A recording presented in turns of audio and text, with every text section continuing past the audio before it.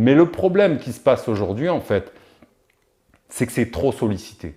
En fait, plutôt que d'avoir comme faisaient nos ancêtres, avoir du stress ponctuel quand on allait à la chasse ou quand on faisait face à un danger ou quelque chose, dans notre monde moderne, en fait, le stress est devenu permanent. Je prends un exemple lambda, hein, une femme qui est mariée, mal mariée ou qui a un problème de couple avec son mari et qui subit du stress à la maison, qui ensuite va aller au travail et qui va subir du stress par rapport à son patron ou alors par rapport à des collègues du travail, des relations toxiques comme on appelle ça, et qui ensuite a le stress aussi des gamins, a le stress de la maison, a le stress des factures et tout ça, je veux dire, au bout d'un moment, on arrive à un stress permanent. Et ce stress permanent, en fait, c'est justement lui qui peut venir épuiser et faire une dysrégulation au niveau de cet axe HPA. À trop solliciter nos surrénales, on finit par produire constamment ces hormones dont je viens de parler et au bout d'un moment, je veux dire, on va manquer de micronutriments essentiels pour pouvoir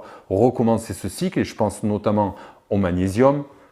En cas de stress, tu sais que c'est un des premiers micronutriments qui s'épuise, c'est vraiment le magnésium. Ensuite, tu as aussi la vitamine C qui est vraiment importante. Tu en as quelques-uns comme ça. Et ça, au bout d'un moment, je veux dire, on sait par exemple que le magnésium, on ne peut pas le stocker.